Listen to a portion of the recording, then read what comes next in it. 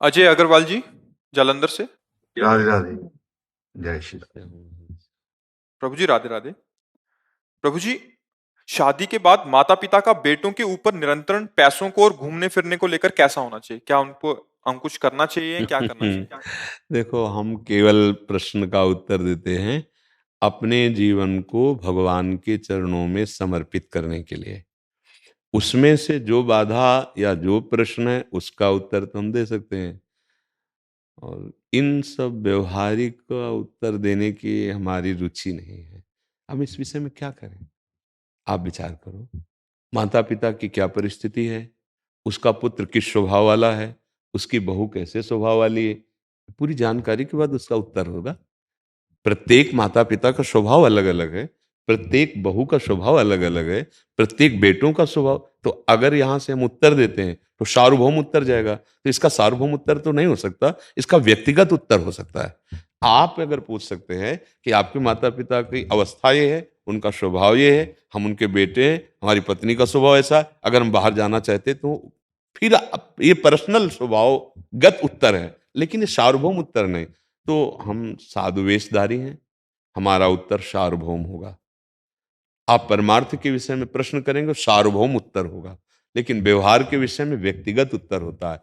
हम चाहते हैं हम व्यक्तिगत उत्तर देने के लिए नहीं बैठे, हम सार्वभौम उत्तर देने के लिए बैठे हैं। तो आप इस विषय में। प्रभु जी, माता पिता बेटे बेटियों को, खासकर बेटों को बचपन से लेकर युवावस्था तक क्या कैसे शिक्षित करें कि वो अपना नशा मुक्ति के बिना सुखी दाम्पत्य जीवन लीड कर सके? नशा मुक्ति के बिना, बिना नशे के, हाँ, बिना नशे के, बिना नशे के सुखी दाम्पत्य। हाँ, पहले इसमें बात यह है ना कि माता पिता को अगर शास्त्रों का ज्ञान नहीं है, माता पिता स्वयं सत्संगी नहीं है, माता पिता स्वयं धर्म से नहीं चलते, माता पिता कभी भजन नहीं करते, अब वो बेटों का सुधार क्या करेंगे?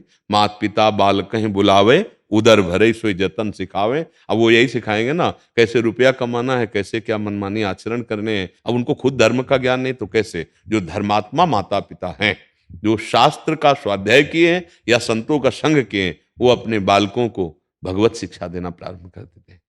ए सुनो, सुबह उठो, पहले धरती के चरण छो, और हमारे चरण छो, पापा के चरण छो। बच्चे को शिक्षा दी जाती है, और इसके बाद थोड़ी देर नाम जा, स्नान करके आ, नाम जप कर, संयम से रहने की शिक्षा, भगवत आचरण शिक्षा जो हमारे अंदर है वही हम सिखा सकते हैं ना। फिर वही बच्चे आगे जाकर के धर्मात्मा बनते हैं, वही भक्त बनते हैं, वही राष्ट्र भक्त बनते हैं। लेकिन आजकल हम बच्चों को कम दोष देते हैं, माता पिता को ज्यादा दोष देते हैं। क्योंकि आपकी सावधानियां खुद खत्म हो चुकी हैं। आपको खुद पता नहीं है कि हमारी जीवन शैली कैसी होनी चाहिए, उसका प्रभाव बच्चों पर पड़ रहा है। आप थप्पड़ पे थप्पड़ अपनी पत्नी को मार रहे हैं, वो आपको कटुवचन कह रही, छोटा बच्चा खड़े खड़े रो रहा है। वो जानते हो क्या करेगी? जब आप बूढ़े होंगे ना, तो वही लीला आपके साथ होगी, वही बर्ताव आपके साथ होगा। आजकल बहुत बड़ा विचित्र स्वरूप बनता चला जा रहा है कि बच्चे जवान माता पिता से पोषित होकर धन संपत्ति का अपहरण करके उनको निकाल देते हैं। बहुत श्रद्धा करी तो वृद्धाश्रम या अनाथालय में समर्पित कर देते हैं। कहीं ना कहीं माता पिता की शिक्षा का ही उसको फल मिल रहा है। माता पिता ने उनको सही शिक्षा नहीं दी। पूरा हम बच्चों पर ही दोष नहीं मढ़ते हैं, जैसे हमारे आचरण होते हैं उसका प्रभाव हमारे बच्चों पर पड़ता है, पक्का कहते हैं। हम कई बार एकांतिक में भी कह चुके हैं। एक बहुत बड़ी नौटंकी सुल्ताना डाकू की देखी थी बचपन में। जब उसे अधिकारियों ने पकड़ा और फांसी की सजा दी गई तो उससे पूछा गया तुम्हारी अंतिम इच्छा क्या है? तो उसने कहा मेरी मां से मिला दो। मां लाई गई।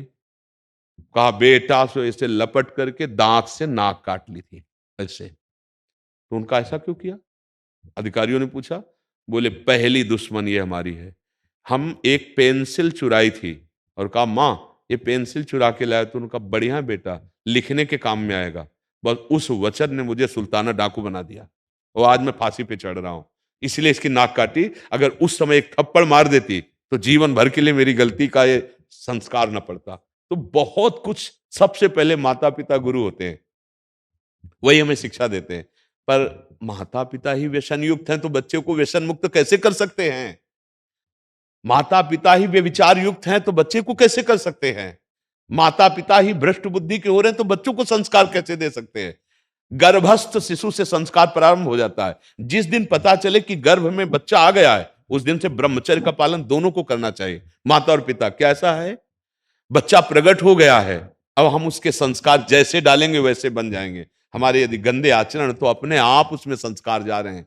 समझो, जब वो जवान होगा और अपना वर्ताव प्रकट करेगा, तब रोते घूमोगे कि हमारा बेटा है। नहीं नहीं, उसके जनक आप हैं, जनक माने पिता, उन संस्कारों के भी जनक आप हैं। तो हमें लगता है कि बेटों से ज्यादा शिक्षा की जरूरत माता पिता को है। अगर वो सही आचरण करें तो अपने बेटों को सही आचरण सिखा सकते हैं। जब उनमें सही आचरण नहीं होगा तो कैसे सिखा पाएंगे? अब हमें बताइए क्यों? अच्छा, इसके बाद अपनी बेटी आवे तो सास कैसा बर्ताव करेगी, विचार करके देखो। और बहू के साथ कैसा बर्ताव करेंगे? ठीक है, बहू से पूछो तुम अपनी मां के साथ कैसा बर्ताव करोगे, सास के साथ कैसा कर रहे हो। ये सब, ये जो गृहस्थी के चरित्र हैं, ये सब भ्रष्ट होते चले जा रहे हैं। ऐसे कई, आप लोग तो संसार में समाचार सुनते होंगे, आप देखते हैं कि बूढ़ी माँ को बेटा मार रहा है, या बूढ़ी सास को बहू पिटाई कर रही है, या सास ससुर पति तीनों मिलकर के बहू की पिटाई कर रहे हैं। ये क्या है? ये राक्षसी बुद्धि कैसे आ गई?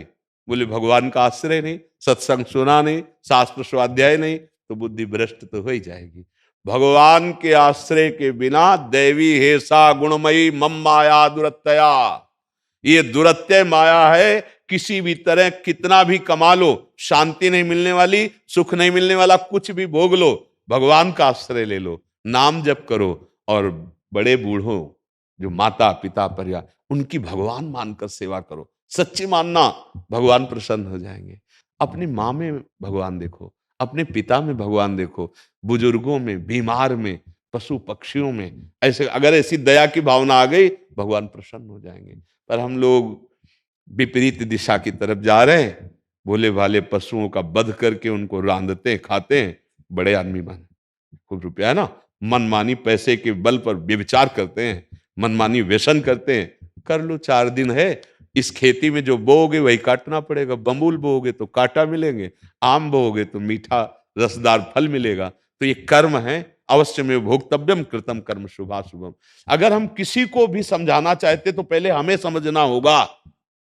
अगर हम केवल कोरा उपदेश करें प्रभु, तो यहां का जो तांडव होगा काम क्रोध का, वो 4 दिन के बाद बाहर आ जाएगा, अपने आप चल। उपदेश तभी लागू होते हैं जब स्वयं में वो स्थिति हो, स्वयं में वो आचरण हो। हम बच्चों को बनाना चाहें बहुत अच्छे, और हमारे आचरण अच्छे नहीं, तो नहीं बना सकते। एक बार किसी संत के पास एक माई अपने बालक को लाई। मैंने बहुत बार समझाया, बाबा ये गुड़ नहीं छोड़ता, गुड़ खाएगा तो इसके दांत में कीड़े पड़ जाएंगे, बाबा आप कह दो तो मान जाएगा।